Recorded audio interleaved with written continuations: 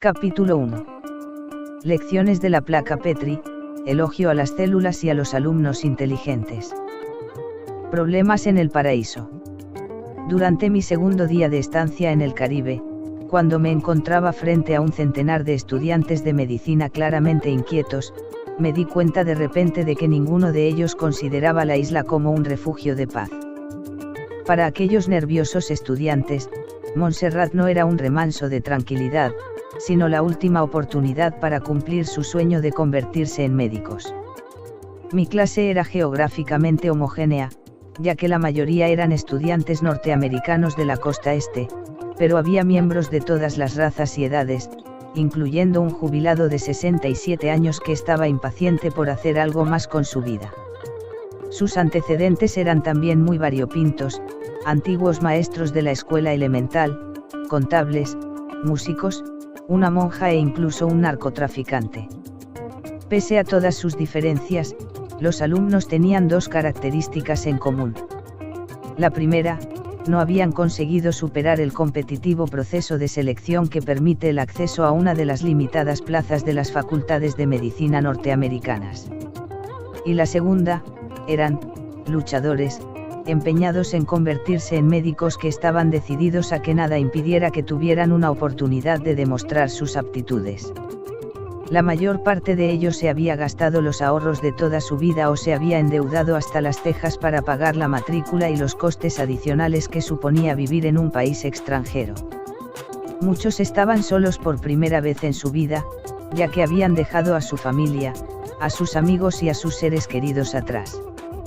Soportaban unas condiciones de vida intolerables en ese campus universitario. Aún así, a pesar de todas las incomodidades y las desventajas en su contra, estaban decididos a conseguir su título de medicina. Bueno, al menos así era hasta nuestro primer día de clase. Antes de mi llegada, los estudiantes habían tenido 3 profesores distintos de histología y biología celular. El primero de ellos los había dejado en la estacada al largarse de la isla por motivos personales 3 semanas después de que comenzara el semestre.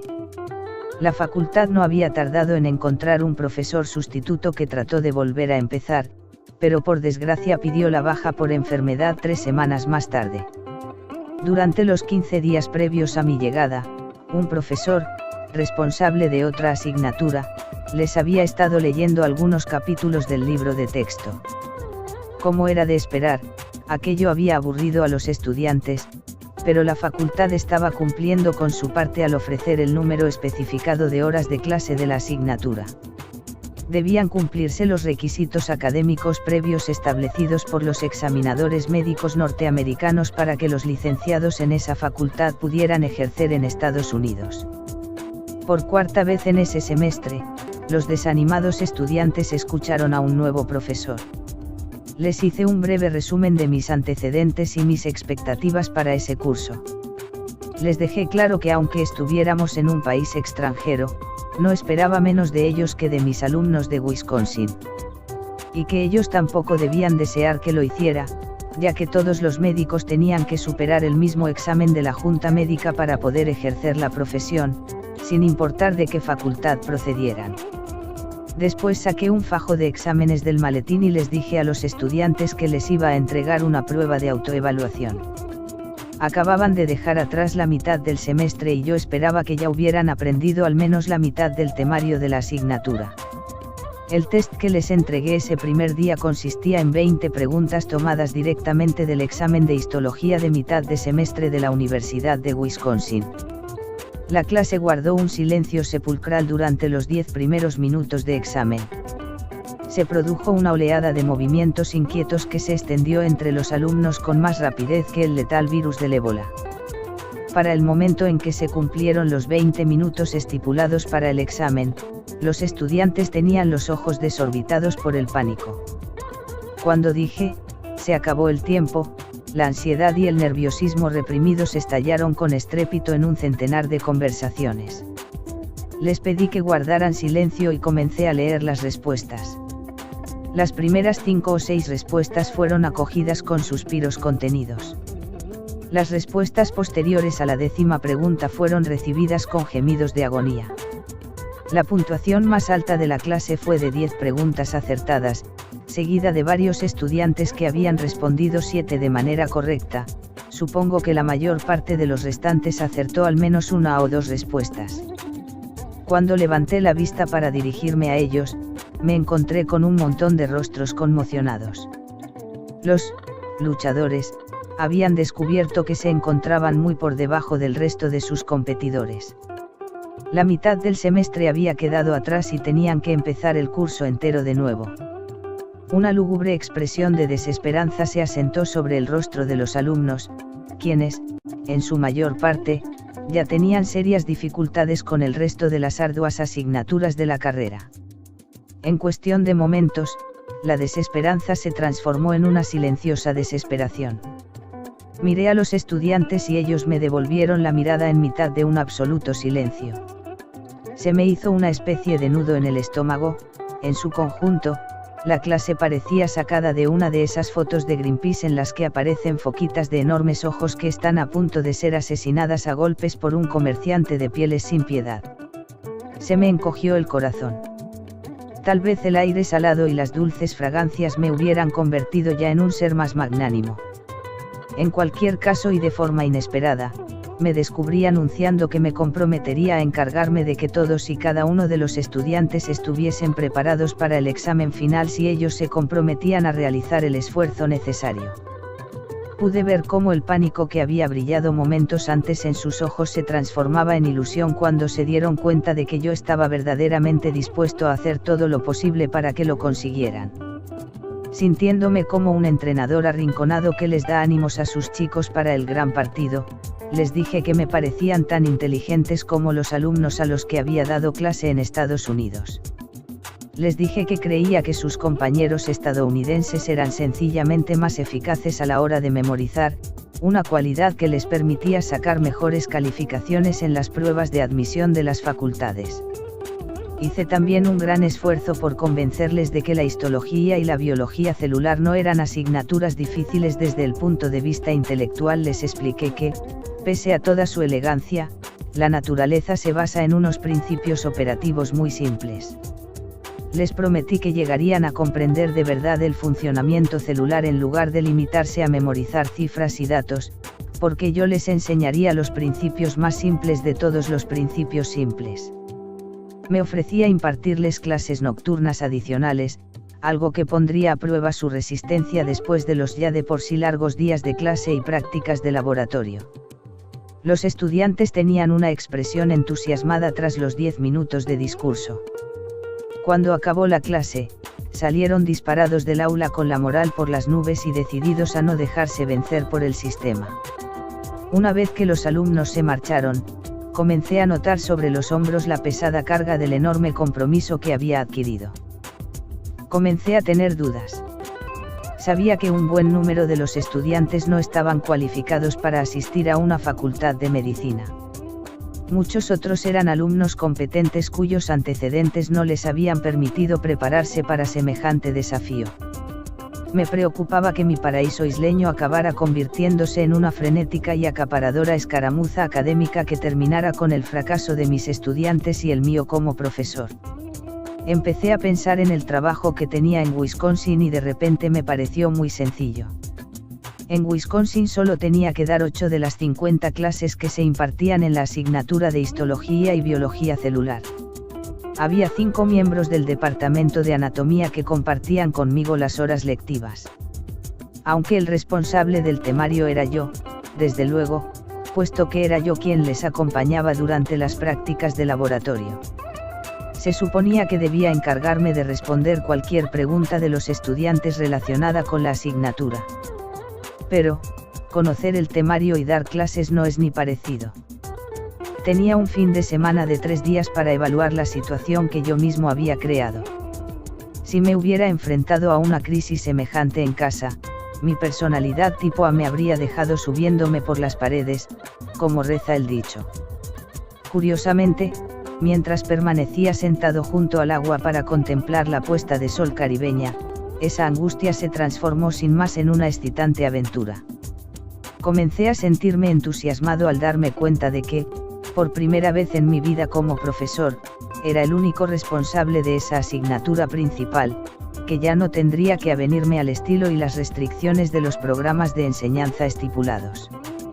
Las células como humanos en miniatura, tal y como resultaron las cosas, ese curso de histología fue el periodo de mi carrera académica más estimulante y profundo desde el punto de vista intelectual, puesto que era libre de enseñar la asignatura como me diera la gana. Planteé una nueva forma de abordar el temario, un enfoque que me había estado rondando la cabeza durante muchos años. Siempre me había fascinado la idea de que el hecho de considerar las células como humanos en miniatura haría que resultara mucho más sencillo comprender su fisiología y su comportamiento. Comencé a entusiasmarme mientras programaba la nueva estructura del curso. La idea de superponer la célula y la biología humana reavivaba la pasión por las ciencias que había sentido desde la infancia. Todavía experimentaba ese entusiasmo en mis investigaciones de laboratorio, pero no cuando me sumergía en los detalles administrativos que conlleva ser un miembro del profesorado, incluyendo los interminables claustros y las insoportables reuniones del profesorado. Me gustaba pensar que las células se parecían a los humanos porque, después de pasar años observándolas a través del microscopio, había llegado a sentirme intimidado por la complejidad y el potencial de lo que a primera vista no parece más que una estructura anatómicamente sencilla, una masa informe que se mueve sobre la placa de Petri. Tal vez aprendieras en el colegio cuáles son los componentes básicos de una célula: el núcleo, que contiene el material genético, las mitocondrias, que producen energía, la membrana externa, y el citoplasma, que rellena el interior. Pero dentro de esas células en apariencia tan simples existe un mundo complejo. Estas células inteligentes utilizan ciertas tecnologías que los científicos ni siquiera han acertado a imaginar todavía. La idea de las células como humanos en miniatura, sobre la que llevaba tanto tiempo reflexionando, sería considerada una herejía por la mayoría de los biólogos. Tratar de explicar la naturaleza de cualquier cosa no humana relacionándola con el comportamiento humano es lo que se denomina antropomorfismo. Los verdaderos científicos consideran que el antropomorfismo es un pecado mortal y condenan al ostracismo a los científicos que lo utilizan a sabiendas en su trabajo. No obstante, me pareció que estaba apartándome de la ortodoxia por un buen motivo. Los biólogos tratan de obtener conocimientos científicos observando la naturaleza y conjurando hipótesis sobre cómo funcionan las cosas. A continuación diseñan experimentos para comprobar si sus ideas son ciertas. Uno de los requisitos indispensables de la deducción de hipótesis y la experimentación controlada es que el científico piense como una célula o cualquier otro organismo viviente lleva a cabo su vida. Aplicar estas soluciones humanas, es decir, aplicar el punto de vista humano en la resolución de los misterios de la biología, convierte automáticamente a estos científicos en culpables de antropomorfismo. Hagas lo que hagas, la ciencia biológica siempre estará fundamentada en cierto grado de humanización del objeto de estudio. De hecho, creo que la prohibición tácita del antropomorfismo es un remanente anacrónico de la Alta Edad Media, en la que las autoridades religiosas rechazaban cualquier relación directa existente entre los humanos y el resto de las creaciones de Dios. Aunque entiendo que es una exageración tratar de darle cualidades humanas a una bombilla, una radio o una navaja de bolsillo, no lo considero una crítica aceptable cuando se aplica a organismos vivos. Los seres humanos somos organismos multicelulares, así que no es de extrañar que compartamos patrones básicos de comportamiento con nuestras propias células. Sin embargo, sé que es preciso cambiar ciertas concepciones para comprender ese paralelismo. A lo largo de la historia, nuestras creencias judeocristianas nos han llevado a pensar que somos criaturas inteligentes que fueron creadas en un proceso aislado y diferente al del resto de animales y plantas. Esta idea nos hace menospreciar a las criaturas inferiores y considerarlas como formas de vida no inteligentes, en especial a los organismos que se encuentran en los peldaños más bajos de la escala evolutiva. Nada más lejos de la verdad. Cuando consideramos a otros humanos como entidades individuales o nos vemos en el espejo como un organismo individual, tenemos razón en cierto sentido, al menos desde la perspectiva de nuestro nivel de observación. No obstante, si te transformaran en un ser del tamaño de una célula para que pudieras ver tu cuerpo desde esa perspectiva, verías el mundo de una forma completamente distinta. Si te vieras desde esa perspectiva, no te considerarías una entidad única. Te verías como una ajetreada comunidad de más de 50 billones de células individuales. Mientras jugueteaba con estas ideas para mi clase de histología, me venía a la cabeza una y otra vez la imagen del gráfico de una enciclopedia que solía utilizar de niño. En la sección sobre los seres humanos, había una ilustración con 7 páginas transparentes, impresas todas ellas con una silueta idéntica y superponible de la figura del cuerpo humano. En la primera página, la silueta estaba rellena con una imagen del cuerpo humano desnudo. Pasar esa primera página era como retirar la piel para revelar la musculatura, que era la imagen que había en la segunda página. Cuando pasaba esa segunda página, las imágenes superpuestas del resto de las páginas mostraban una cruda disección del cuerpo. Según pasaba las hojas, podía ver el esqueleto, el cerebro y los nervios, los vasos sanguíneos y los sistemas orgánicos. Para mi curso en el Caribe, actualicé mentalmente esas transparencias con distintas y variadas páginas adicionales ilustradas con estructuras celulares. La mayor parte de las estructuras celulares se denominan orgánulos, órganos en miniatura, suspendidos en el gelatinoso citoplasma. Los orgánulos son los equivalentes funcionales de los tejidos y los órganos de nuestro cuerpo. Entre ellos se incluye el núcleo, que es el más grande de los orgánulos, las mitocondrias, el aparato de Golgi y las vacuolas. La forma tradicional de enseñar la asignatura consiste en explicar primero estas estructuras y continuar después con los tejidos y los órganos que conforman el cuerpo humano. Yo, sin embargo, integré esas dos partes de la asignatura en una para reflejar la imbricada naturaleza de los humanos y las células. Les enseñé a mis alumnos que los mecanismos bioquímicos utilizados por los orgánulos celulares son en esencia los mismos que rigen los sistemas orgánicos humanos. Hice hincapié en que, si bien los humanos estamos compuestos por billones de células, no hay ni una función en nuestros cuerpos que no se exprese en las células individuales. Todas las células eucariotas, las células que poseen núcleo, tienen su equivalente a nuestros sistemas nervioso, digestivo, excretorio, endocrino, osteomuscular, tegumental, de la piel, reproductor e incluso un primitivo sistema inmunológico, que utiliza una familia de proteínas parecidas a los anticuerpos llamadas ubiquitinas. También les dejé claro a mis alumnos que las células son organismos inteligentes que pueden sobrevivir sin ayuda, como muy bien han demostrado los científicos al separar células individuales de un tejido y hacerlas crecer en medios de cultivo. Tal y como suponía de niño, estas células inteligentes tienen una misión y un propósito, buscan activamente entornos que permitan su supervivencia y evitan los que les resultan tóxicos u hostiles. Al igual que los humanos, las células individuales analizan miles de estímulos procedentes del microambiente en el que habitan. Mediante el análisis de estos datos, las células seleccionan las respuestas apropiadas que aseguren su supervivencia. Las células individuales también son capaces de aprender de estas experiencias ambientales y de crear una memoria celular que transmitirán a su descendencia. Por ejemplo, cuando el virus del sarampión infecta a un niño, se produce la activación de su inmaduro sistema inmunológico para que produzca anticuerpos proteicos que lo protejan contra ese virus. En el proceso, la célula deberá crear un nuevo gen que sirva como molde a la hora de crear anticuerpo S contra el sarampión.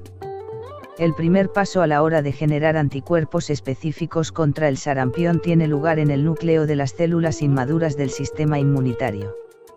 En sus genes hay un gran número de segmentos de ADN que codifican tan solo retazos de proteínas. Mediante el ensamblaje al azar y la recombinación de ese ADN, las células inmunológicas crean un vasto surtido de distintos genes, cada uno de los cuales codifica por un anticuerpo con una forma diferente. Cuando una célula inmadura del sistema inmunológico crea un anticuerpo que encaja físicamente con el virus invasor del sarampión, esa célula se activará. Las células activadas utilizan un increíble sistema de maduración de la afinidad, que les permite ajustar a la perfección la forma del anticuerpo final, de manera que se convierte en el complemento perfecto para el virus del sarampión. Lee, et al.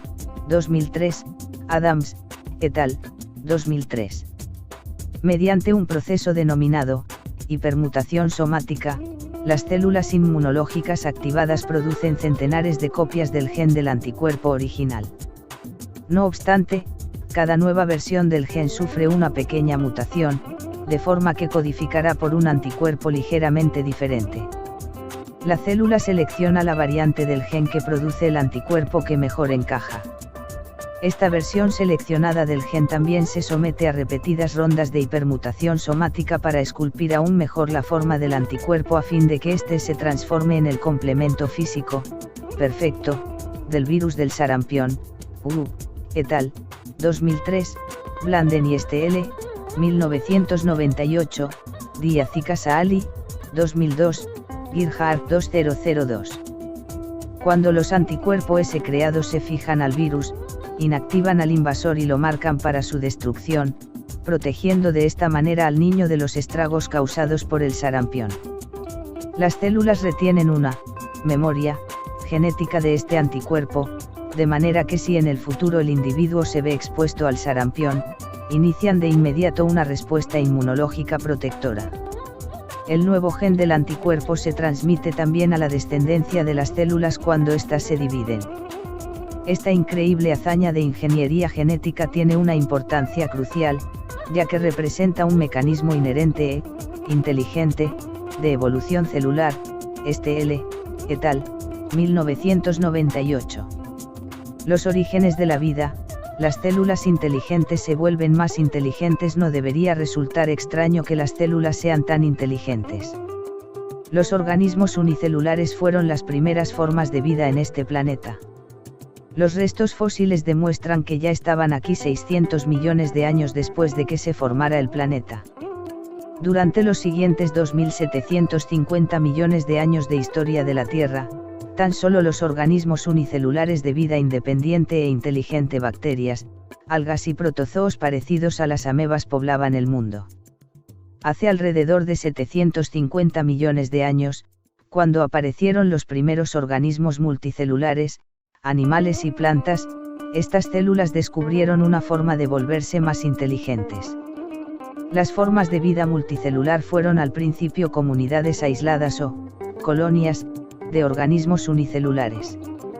En un primer momento, las comunidades celulares estaban compuestas por decenas o centenares de células. Sin embargo, las ventajas evolutivas de vivir en una comunidad pronto dieron origen a comunidades compuestas por millones e incluso billones de células individuales socialmente interactivas. Aunque cada célula individual tiene dimensiones microscópicas, el tamaño de las comunidades multicelulares puede variar entre lo apenas visible y lo gigantesco. Los biólogos han clasificado estas comunidades organizadas basándose en la estructura que presentan desde la perspectiva humana.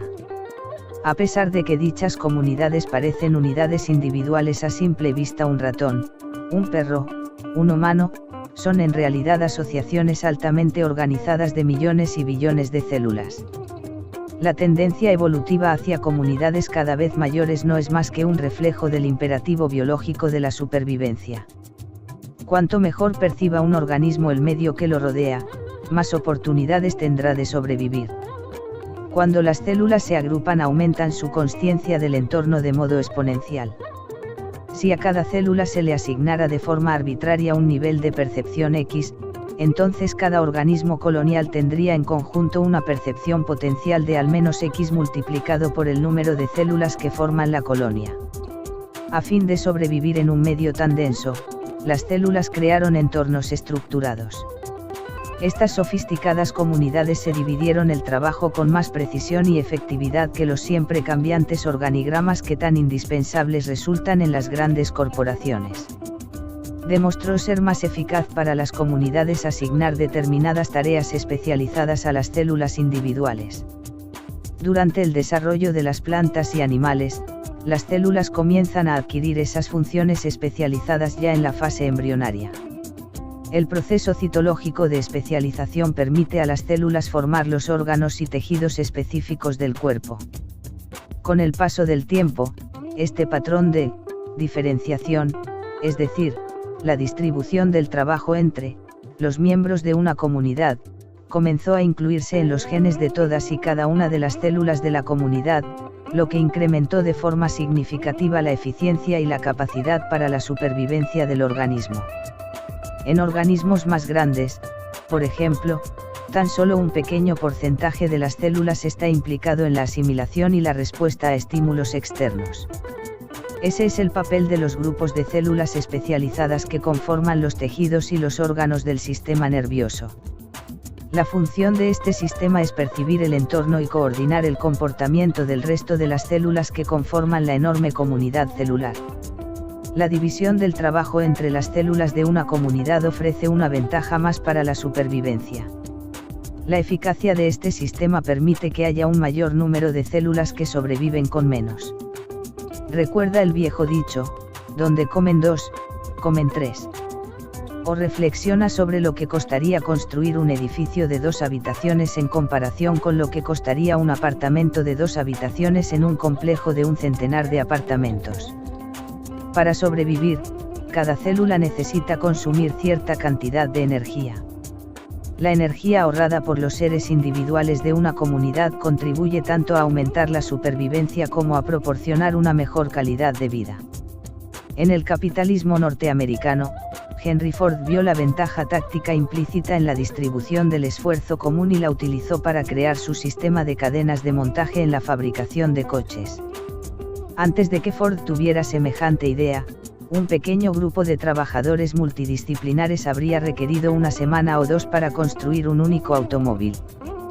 Ford organizó su fábrica de manera que cada trabajador fuera responsable de un único trabajo especializado.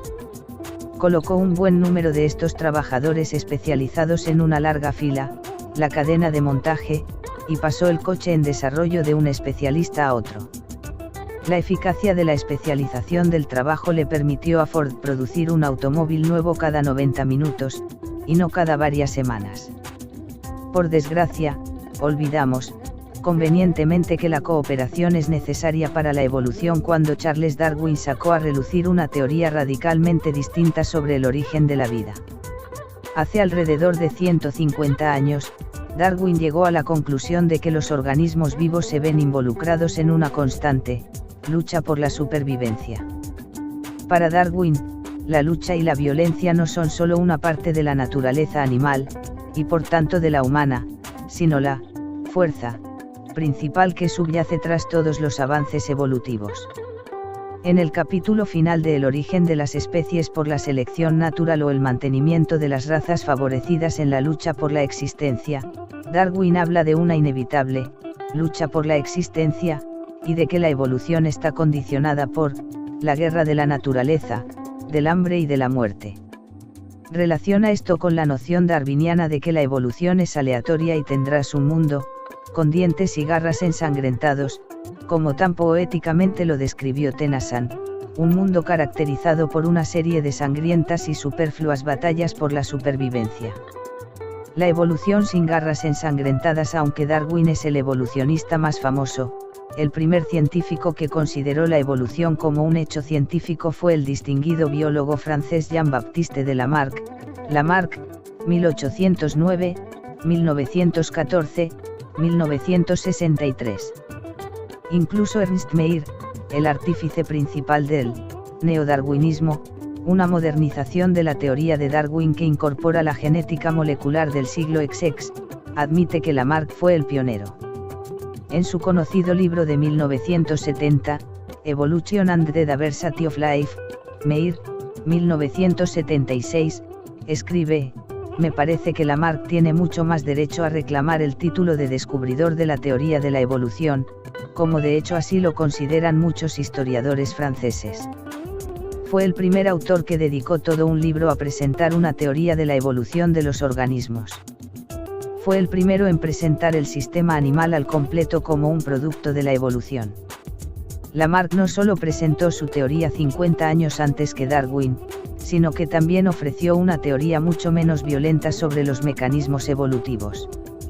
La teoría de Lamarck sugiere que la evolución se basa en una interacción cooperativa e instructiva entre los organismos y el entorno que permite a los seres vivos sobrevivir y evolucionar en un mundo dinámico. Su idea era que los organismos adquieren y transmiten las adaptaciones necesarias para su supervivencia en un entorno cambiante. Curiosamente, la hipótesis de Lamarck sobre los mecanismos de la evolución se ajusta a la noción de los biólogos celulares modernos de la adaptación del sistema inmunológico al entorno que he descrito antes.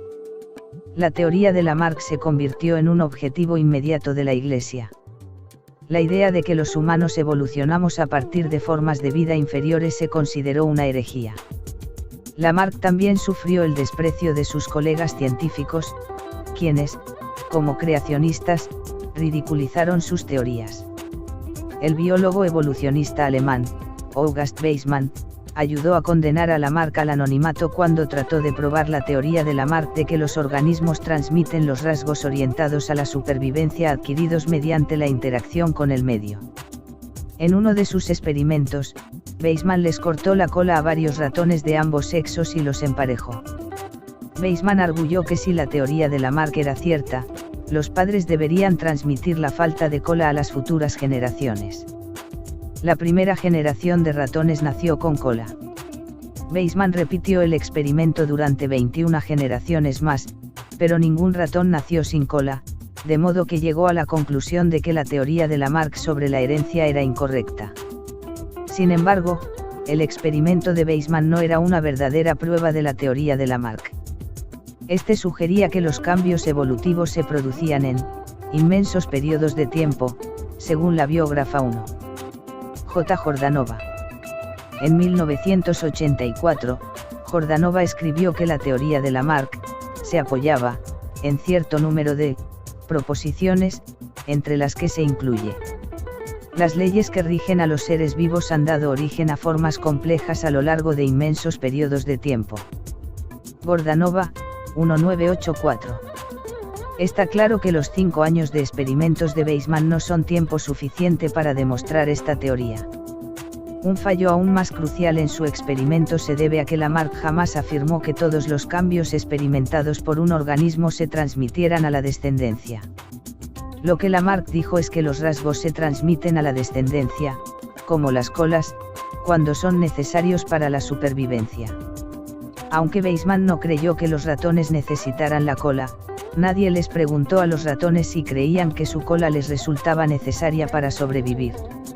A pesar de estos fallos evidentes, el estudio de los ratones sin cola ayudó a destruir la reputación de Lamarck. De hecho, Lamarck ha sido ignorado y vilipendiado casi siempre a lo largo de la historia. El evolucionista de la Universidad de Cornell, C.H. Waddington, escribió en su libro The Evolution of an Evolutionist: Lamarck es la única figura importante en la historia de la biología cuyo nombre se ha insultado en todos los aspectos importantes. La mayoría de las contribuciones científicas están destinadas a ser superadas, pero muy pocos autores han escrito trabajos que, aun 2 siglos después, sigan siendo rechazados con una indignación de tal vehemencia que cualquier escéptico podría tomada por remordimientos de conciencia. Desde mi punto de vista, Lamarck fue juzgado, en cierto modo, injustamente. Waddington escribió estas proféticas palabras hace 30 años. Hoy en día, las teorías de Lamarck están siendo reconsideradas bajo el peso de un grupo de nuevas ciencias que sugieren que el castigado biólogo no se equivocaba del todo y que el laureado Darwin no estaba del todo en lo cierto. El título de un artículo de la prestigiosa revista Science del año 2000 fue una señal de liberación: ¿no tendría Lamarck un poco de razón? Boulter, 2000. Una de las razones por las que los científicos están reconsiderando las teorías de Lamarck es que los evolucionistas siguen recordándonos el inestimable papel que juega la cooperación a la hora de mantener la vida en la biosfera. Los científicos descubrieron hace mucho tiempo las relaciones simbióticas de la naturaleza.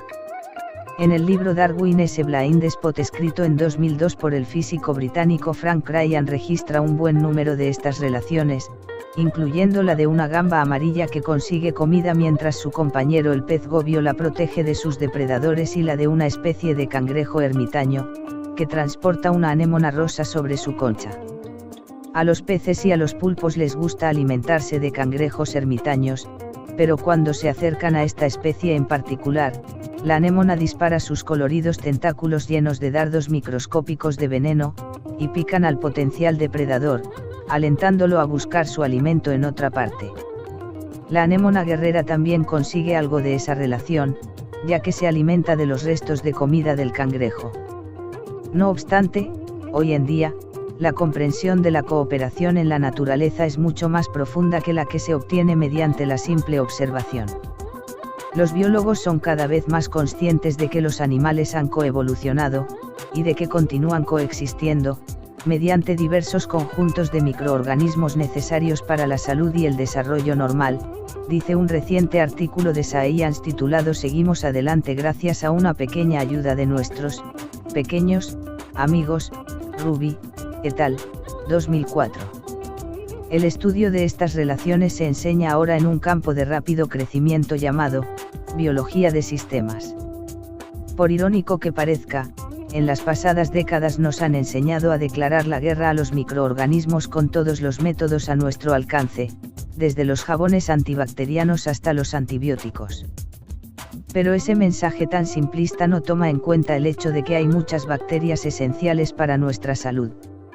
El ejemplo clásico de la ayuda que reciben los humanos de los microorganismos son las bacterias que pueblan nuestro sistema digestivo y que son fundamentales para nuestra supervivencia.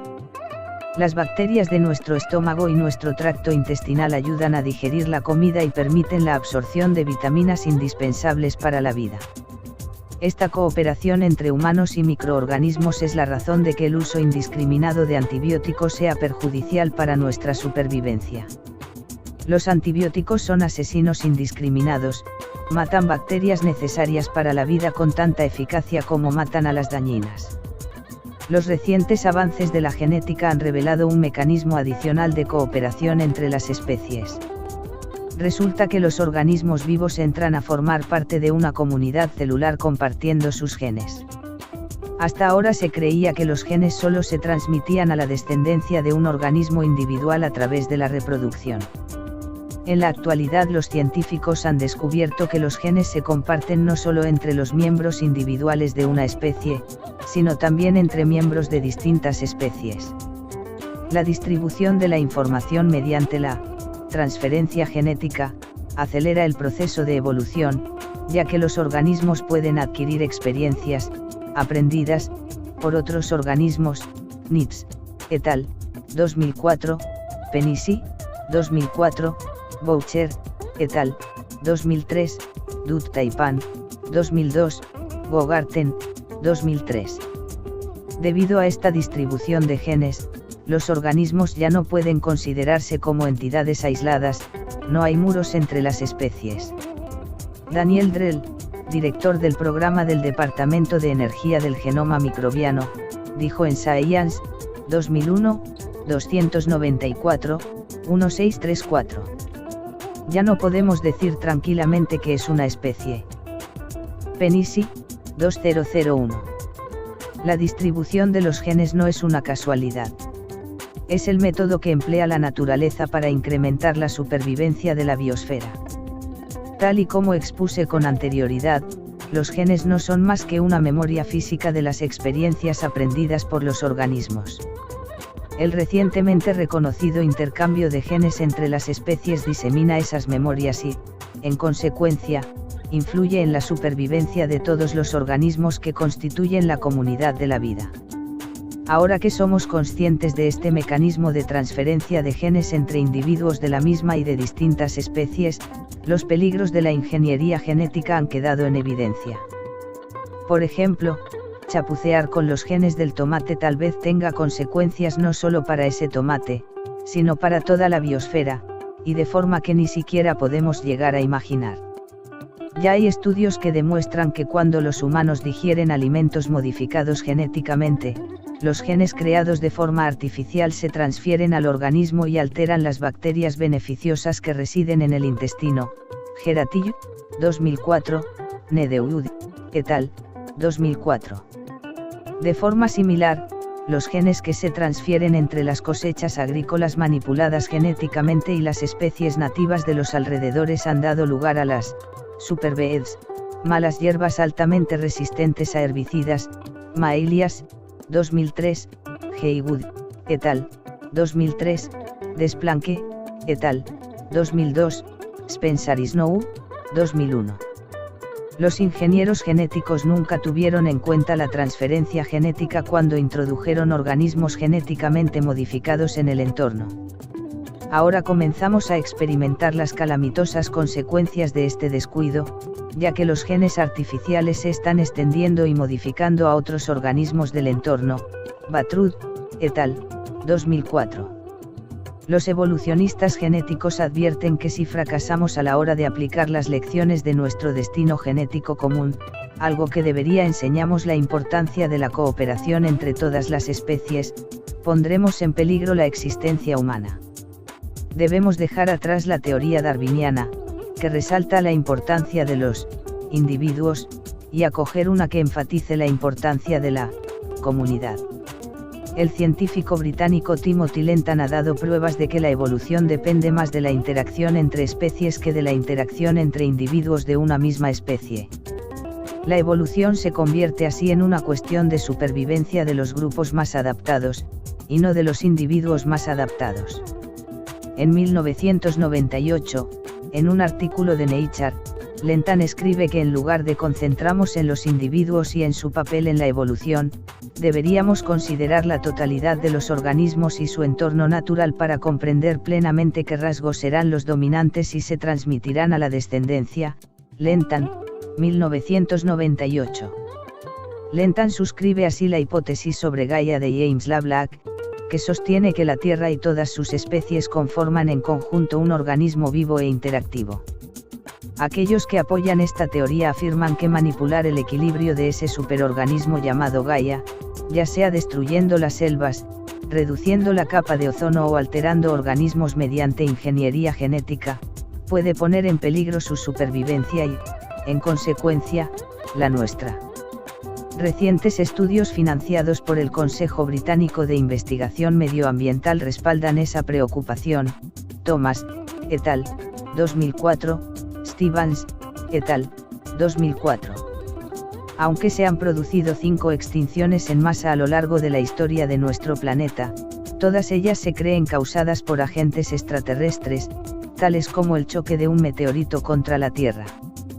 Uno de los nuevos estudios concluye que, el mundo natural está experimentando la sexta y mayor extinción de su historia, la Aval, 2004.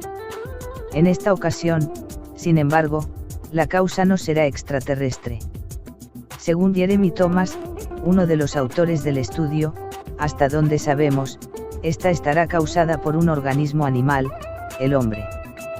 Predicar con el ejemplo de las células durante mis años como profesor en la Facultad de Medicina, llegué a darme cuenta de que los estudiantes de esta carrera son, dentro del entorno académico, más competitivos y arrogantes que un cargamento de abogados. Se esfuerzan por seguir la lucha de Darwin en su empeño por llegar a ser uno de los más aptos, y deslumbrar en la graduación después de 4 agotadores años en la facultad. Ese obcecado objetivo de convertirse en licenciados estelares, sin fijarse siquiera en los compañeros que están alrededor, sigue sin duda el modelo darwiniano, pero a mí siempre me ha parecido una meta algo irónica para los que se esfuerzan por convertirse en compasivos sanadores. No obstante, mis prejuicios sobre los estudiantes de medicina se desmoronaron durante mi estancia en la isla. Tras mi llamada a las armas, mi clase de inadaptados dejó de actuar como los típicos estudiantes de medicina, abandonaron esa mentalidad en la que solo los más aptos sobreviven y se agruparon en una fuerza única, en un equipo que los ayudó a llegar con vida al final del semestre. Los estudiantes más fuertes ayudaron a los más débiles y, de esta forma, todos se volvieron más fuertes. Resultó algo sorprendente y hermoso ver lo bien que se compenetraban. Al final, hubo una recompensa, un final propio de Hollywood. Porque en el examen final, les puse a mis alumnos exactamente el mismo test que a los estudiantes de Wisconsin. Y no hubo ninguna diferencia entre los resultados de estos, rechazados, y sus colegas de la élite de Estados Unidos.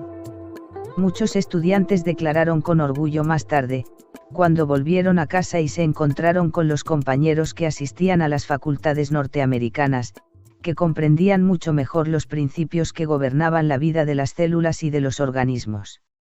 Ni qué decir tiene que me emocionó que mis alumnos hubieran llevado a cabo un milagro académico. Pero no fue hasta años después cuando comprendí cómo lo habían logrado. En aquel momento, creí que la clave estaba en el formato de las clases y todavía creo que superponer la biología humana y la celular es la mejor manera de enseñar el temario de la asignatura. No obstante, ahora que me he aventurado en lo que, como ya he mencionado, alguno podría considerar como el territorio del chiflado Dr. Dolittle, creo que buena parte del éxito de los alumnos se debió a que ellos no se comportaron como sus compañeros de Estados Unidos.